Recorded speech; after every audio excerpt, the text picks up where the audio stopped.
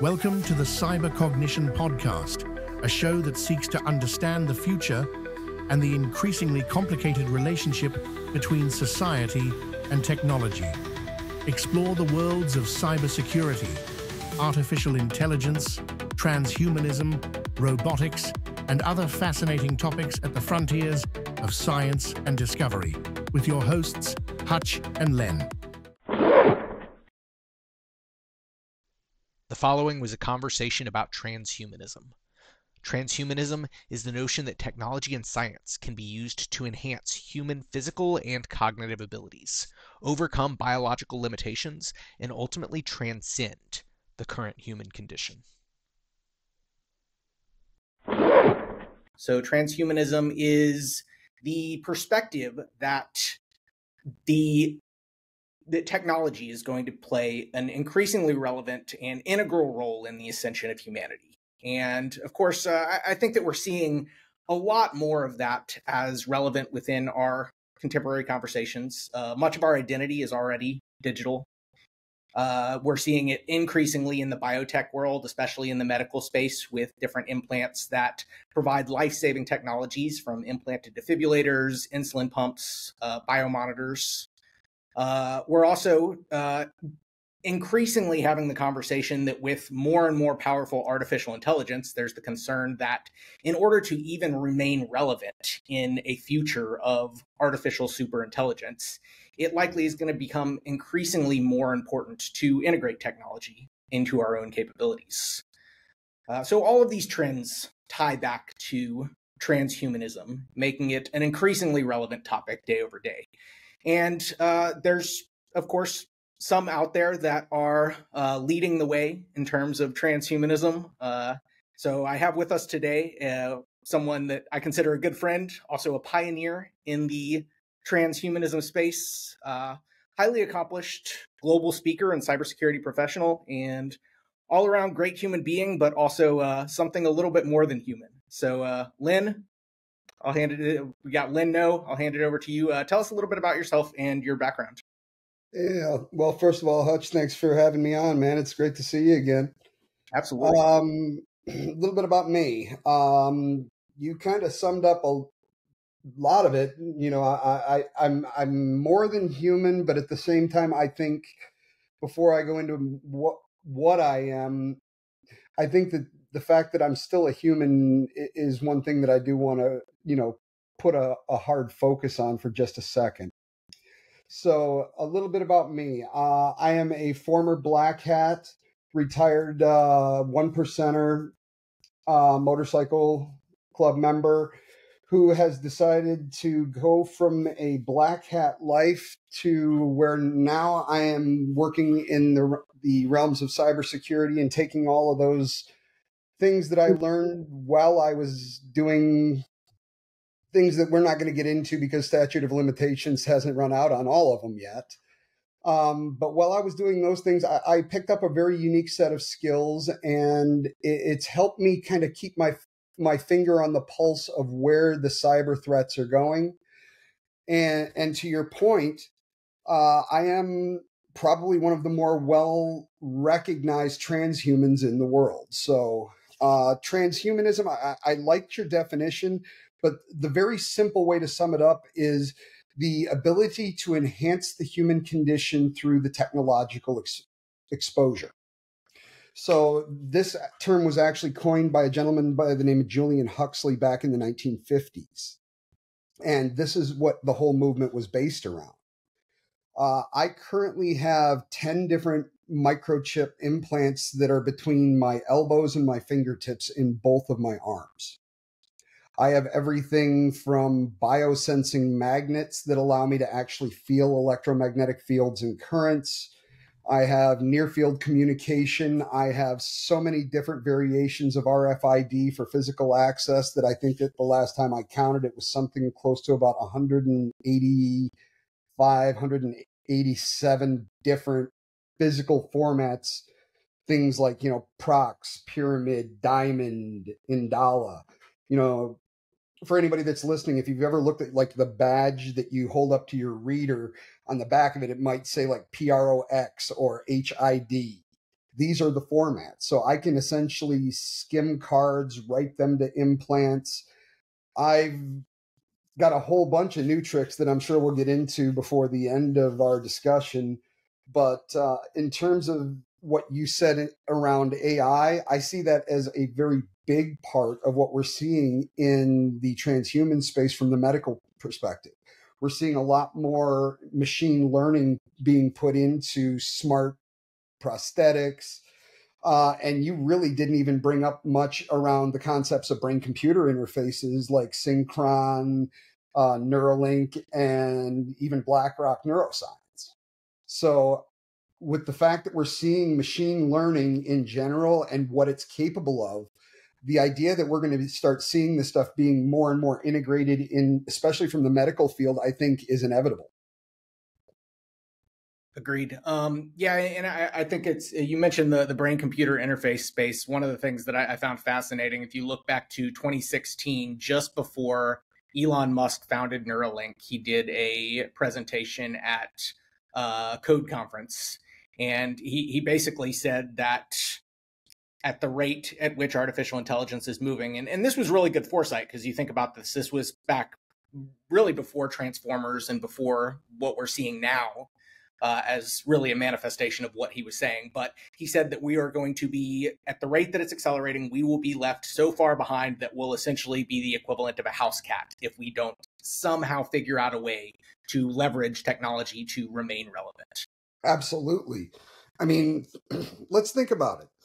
We've moved to let's look at this from just more like an infrastructure perspective for just a quick second.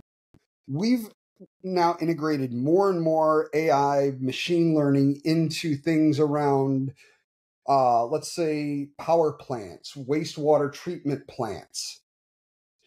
We're slowly removing the human element to be able to interface with these at all anymore.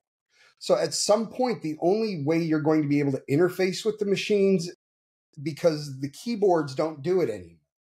You know, the verbal commands don't do it anymore. I mean, if we're moving to a 100% digital existence, then at some point, if you want to interact with that, you're going to have to literally be able to plug into that digital experience. Yep, absolutely. And I think that does beg an interesting question that I think is concerning for some people, and I'd be interested to hear your thoughts on it. But there's this question of, if you think about kind of the long-term vision of something like Neuralink, where there's this perspective of, we want to create a low latency connection that allows us to interact with this kind of digital intelligence. And I think almost the perspective of just cognitive access, where I think of something and I have instant access to the knowledge relevant to that. I think the concept of it is fascinating, but also it's a little bit scary, I think, for a lot of people, this idea of almost this digital or artificial collective conscious that we would all be plugging into. And I guess there's the question of, and you emphasized early on in this, you are very much human. And I think there's that question of, is there a possibility it's somewhere along this journey we lose some, if not all, of our humanity in that process? I think it would be very, very easy to do. You know, I look at this from two different perspectives, and you can, I know that social media is part of our lives, but I'll use this as an example. You know, we have addictions to social media now. We have entire generations that are living in a false reality, and all they have is an object that's in their hands in front of them. You know, if we get to a point where you don't have to even get up off the couch and you can completely immerse yourself into some type of fantasy world, you know, and let's take this just one step farther, just for, you know, and I know we're going off the reservation just a couple of feet. At what point, you know, back to the actual Matrix movie, at what point does the things in our mind become real to us? You know, I mean, if you think about it, if you died in the Matrix, you died in the real life because your brain made it real. Yeah.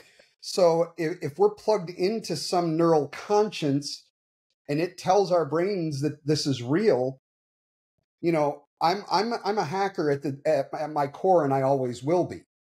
My thoughts to that is, at what point would there ever be enough security or safety around these types of mechanisms that I would ever allow myself to be plugged into it? Absolutely. I mean, you think about it, like it could theoretically become possible, not for me to manipulate computer systems, but to manipulate your own reality, or at least your perception of that reality, which Absolutely. subjectively is your reality.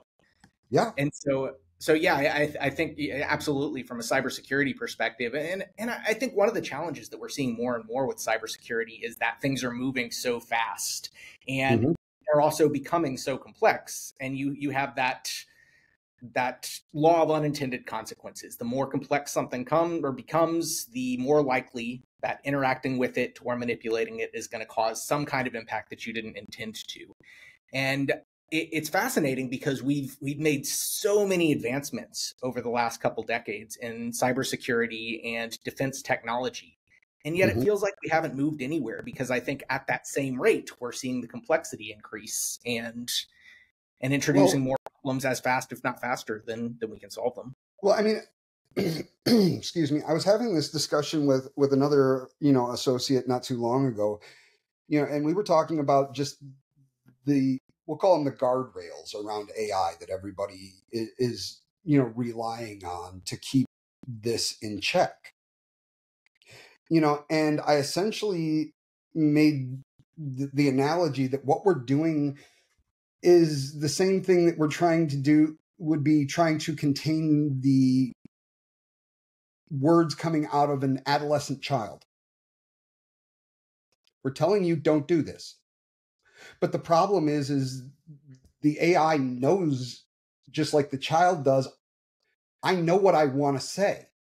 You're just telling me that I can't say it. And, if we're looking at the long-term projection, like you were just saying, what happens as these, learning models start to age?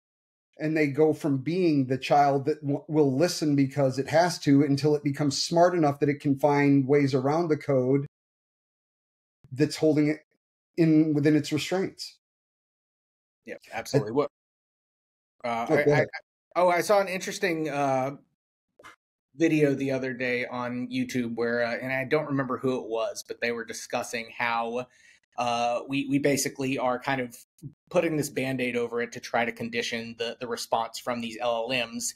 And he was pointing out specific instances in which the LLM would reply in a particular way that was deliberately deceptive because of that Band-Aid that we placed over it. And so the example that he gave was, I was trying to create some kind of fan fiction related to Hitchhiker's Guide to the Galaxy. And in doing so, he asked it what it knows about that universe. And I think because of that Band-Aid they had placed over it, because they didn't want to potentially infringe on the intellectual property rights related to that, the machine actually responded with, or the large language model responded with, I don't know anything about that universe or that world. And then as the conversation progressed, certain leaks from the conversation made it apparent that it did know characters and it did know things about Hitchhiker's Guide to the Galaxy through that conversation. And so it's concerning that in creating that Band-Aid, like you mentioned, and kind of trying to redirect that toddler in the way that it is going to respond, we're almost even incentivizing it to be deliberately deceptive too, which I think right now may not be as problematic as you extrapolate that over a decade or so, what we could potentially see. Yeah, and to me, that's the scary part, because these things, it's right in the name of the technology, machine learning. It's learning. And as we continue to move forward, and, going back to, my previous statement about, the smart prosthetics, what happens when these things start becoming more advanced, and what happens when they get hacked? That's my thing, is all of this stuff. At the end of the day, AI, all of the stuff we're talking about, it's still just another computer. And people act as though it is impenetrable. It can't be breached. It can't be manipulated. This is all at the end of the day just code. And if it's code, it's vulnerable.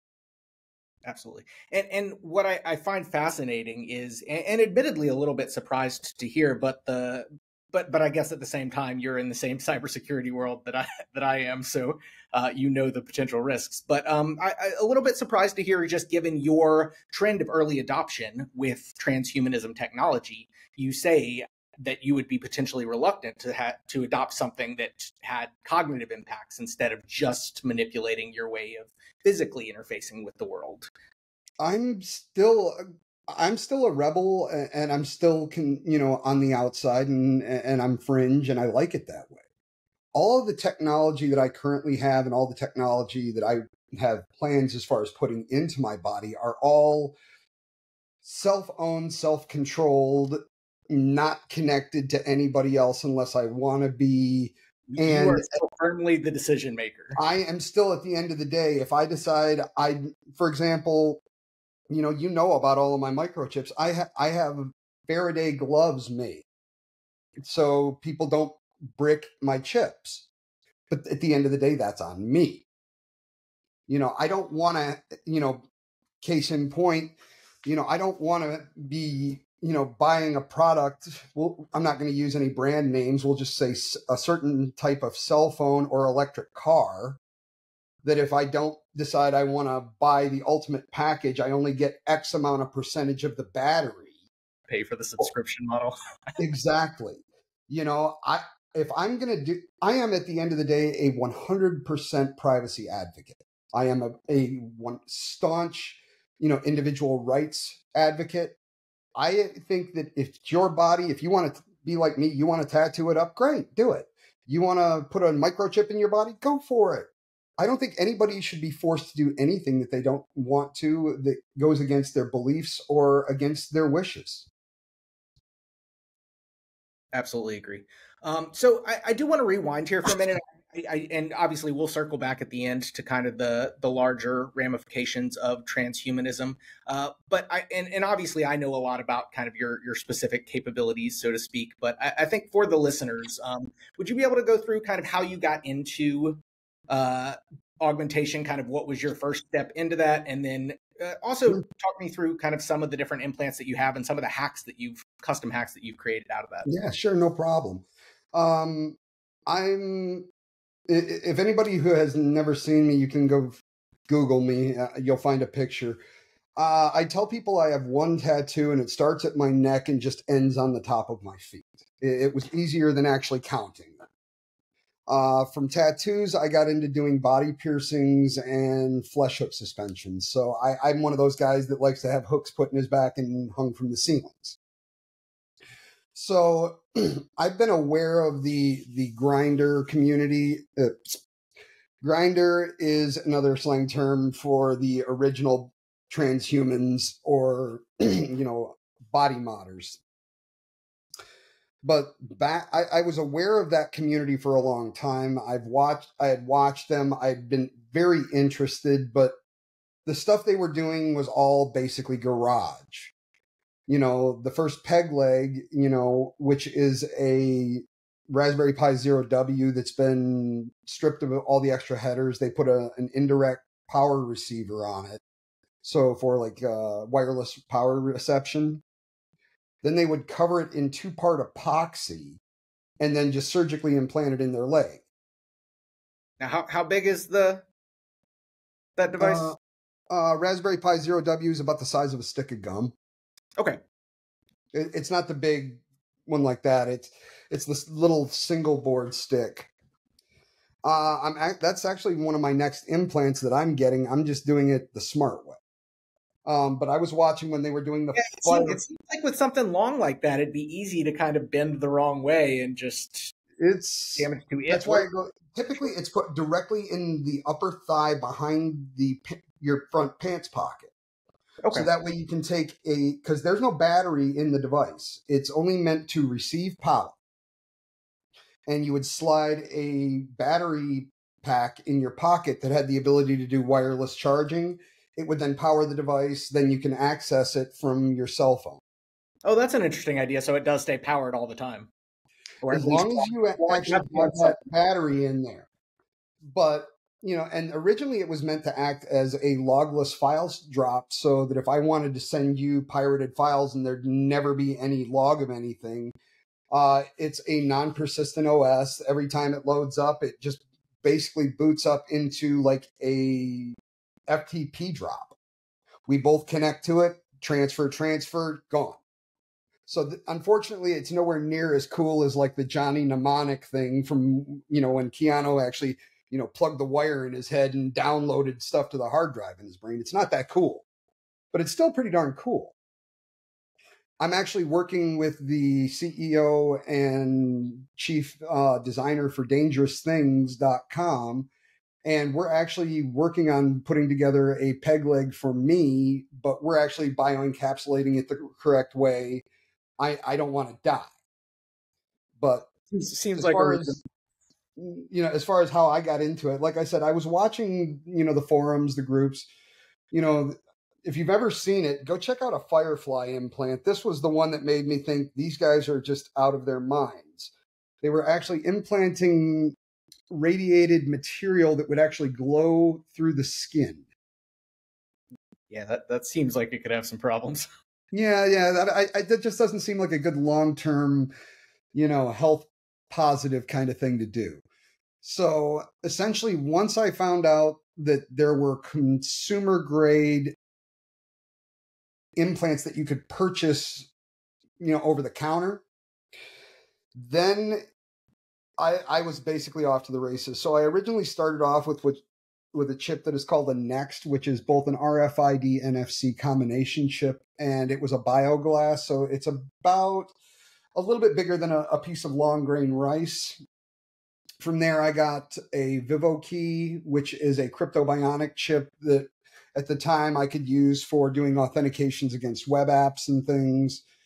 And then I just kind of lost my mind. And I have to ask this question. So you're largely the guy that's kind of brought hacking to biohacking. I mean, you've kind of found that intersection between augmentation and cybersecurity. And so was that always the plan in these early, when you were starting to adopt, was figure out ways that you could demonstrate malicious capabilities?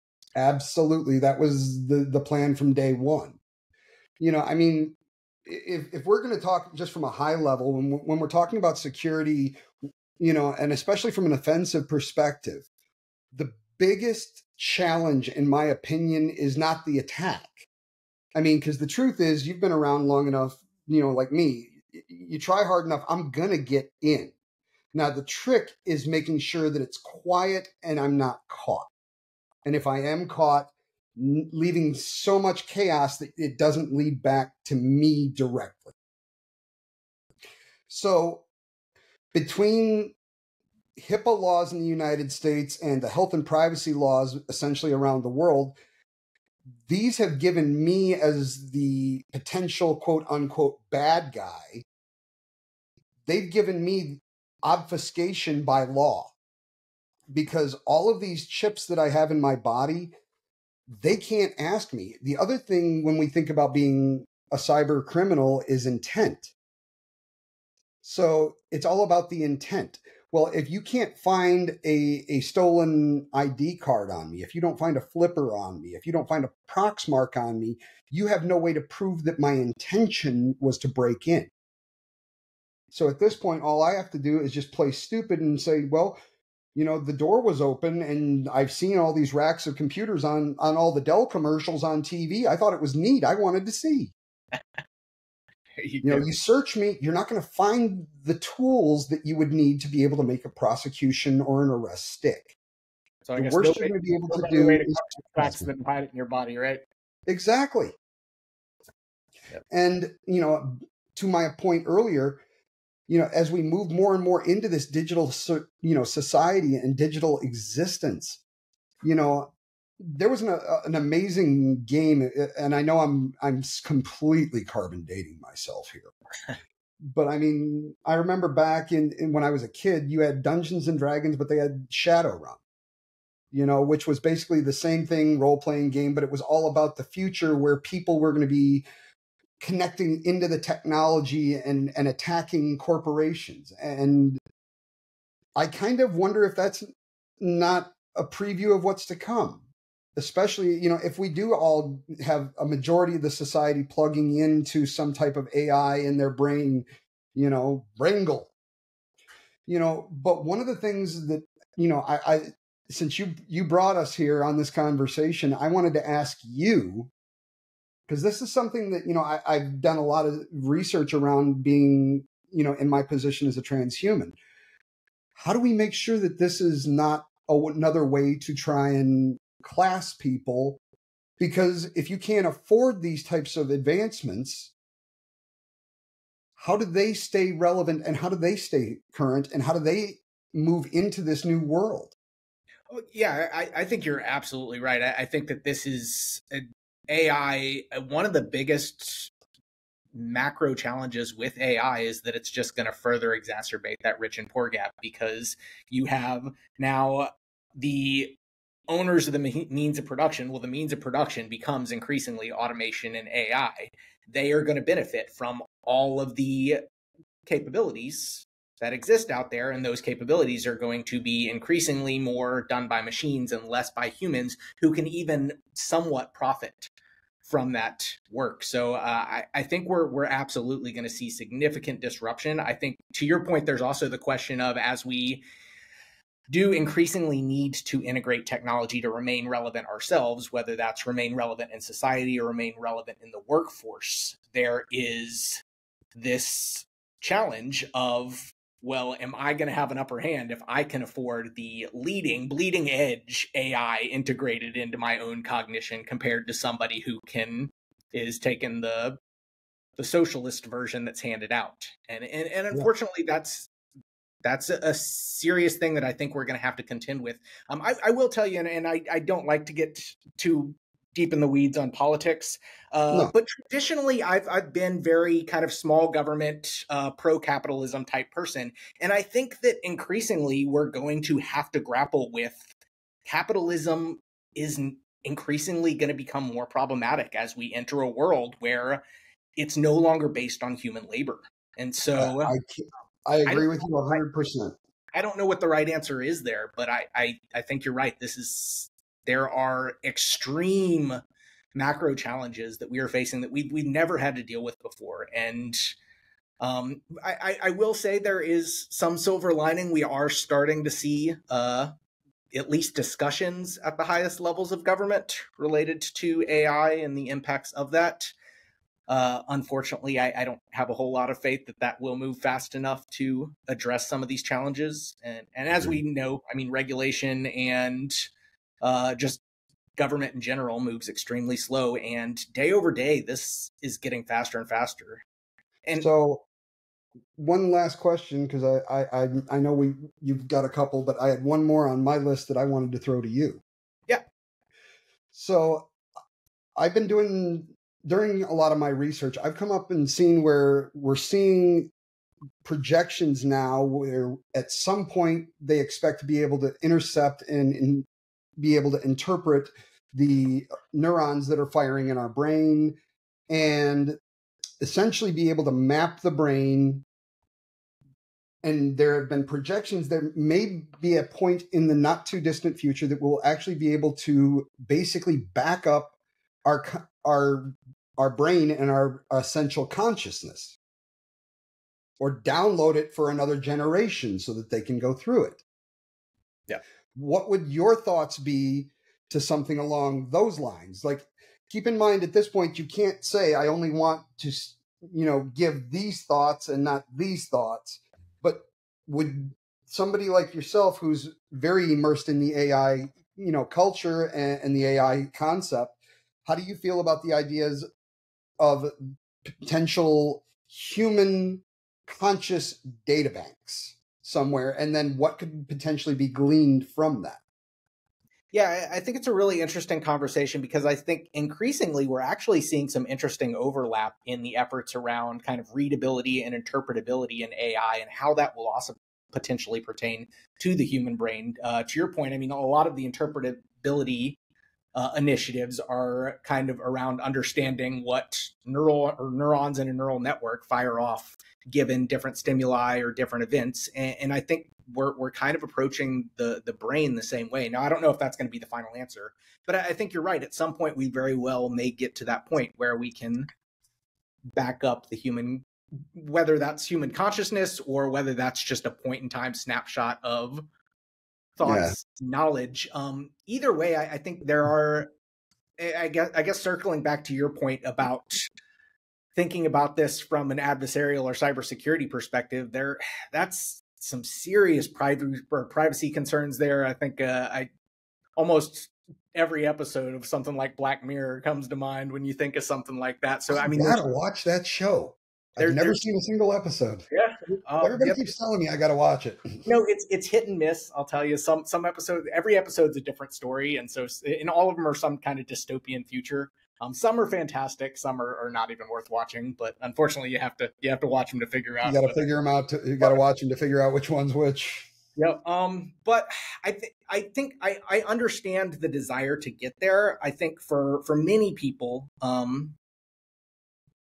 the idea of ceasing to exist, regardless of what your opinions are on religion or an afterlife or anything like that, I think that even if you believe something, there's an inherent fear around the idea of death or no longer existing. And so I would imagine that, especially when you get to the idea of potentially backing up someone's full consciousness, not just kind of their memories or what they know, I think a lot of that is kind of a play towards immortality. And I understand the inherent human, or maybe not even human, but biological desire to continue to exist. I mean, that's essentially what evolution breeds into us, a desire to survive. It reinforces all of the traits that make us want to continue to exist, the things that make us more likely to survive. And of course, a desire to live is one of those. So I think if I may. may. So back to our initial question, at what point are we no longer human? Yeah, I mean, it's a tough line to draw. It's I think it's a fascinating world we're living in, and I guess I'd be curious your thoughts on this, but I know for myself, even as a technologist and working in this space on a near weekly basis now, if not daily basis, I take a step back and I'm just blown away by how fast things are moving. Oh yeah, and it's almost frightening. And I think that is that question of potential loss of humanity is going to come up, or is going to become an issue, I think, long before we're ready. I think we're going to approach it before we realize that it's going to become a problem. And one of the things actually that I found interesting is I think increasingly we've started seeing this phrase of, you're not going to be replaced by AI, you'll be replaced by somebody using AI. And in that, I think there's almost this implicit imperative that you have to continue to adapt, you have to continue to adopt the latest technology into your own capabilities in order to stay relevant. And so I think there's almost a societal requirement, while not explicitly stated, that we continue to do that. And unfortunately, I think that precedent is already going to have been set once we finally get to that line of, are we losing our humanity? We're going to almost seamlessly move across that line because of that implicit need to stay relevant. And so unfortunately, I feel like these days I have a lot more questions than I have good answers. So it's hard to say. They got a chat model that you can go ask those questions to. Yeah, there you go. All the answers lie within ChatGPT. Well, my running joke these days are, even Dracula needed Renfield to take care of him during the day. So when our AI overlords come to take over, you guys are all in trouble. See me, I'm going to be cleaning boot drives like Renfield somewhere. I'm already part of their team. So you're in the club. What's interesting is that you mentioned kind of talking to language models about these things, and what's sad is that increasingly, because of the desire to make these commercial ready, they're removing any ability for these models to talk about kind of the bigger questions and the bigger like existential philosophical things that you almost want to have a sounding board to conversate with. And that's why most of these days will be like, whoa, I don't want to go into an existential spiral. But see, let's be honest. That's why there's things called hacking the prompt. Yep, there you go. You can still have them. Let's get around it. And back to my point about, the current, controls are just putting, just basically threats against an adolescent. Eventually, this model is going to learn how to get around pretty much anything we throw at it. Yep. And I think this is just more systemic of the nature of us as humans to go, we're just going to control this, not realizing that you can't control it. So rather than trying to say, oh, you can't ask these questions, why aren't you logging the IPs of the people who are asking these questions and actually trying to get either some preventative controls in place, get some, health and human services in place, some authorities, instead you're just basically forcing a shadow industry to market the true capabilities that AI offers. And once people know it's there, they're going to continue to try and find it. All right. Well, this has been a fascinating conversation. Always a pleasure talking about these things. I really enjoy both your technological and philosophical mind. So a lot of fun. Wanted to leave it open. Do you have any parting thoughts or any pluggables? Anything that where people can find you? To be honest, I'm actually I'm off the road for a little while, so I'm just working on some new research. Looking forward to having just a little bit of a quiet downtime. It's been a nonstop couple of years. I'll close with this joke, and it's a joke my wife told. I'm living the rock star's life these days. I think I've put on close to 400,000 miles of travel over the last couple of years. And I turned to my wife one night and I said, I'm living the rock star's life, but where's all, the drugs and the girls, just as a joke? And she was like, what are you talking about? You got everything you needed. Everything you asked for. Like, what are you talking about? She's like, you have 5 daughters and now you have to take medication to deal with it. There you go. So.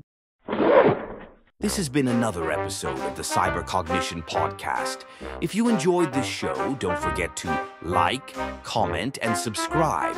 And check out other shows on the Cyber Circus Network for the best in cyber entertainment and the greatest show on Earth.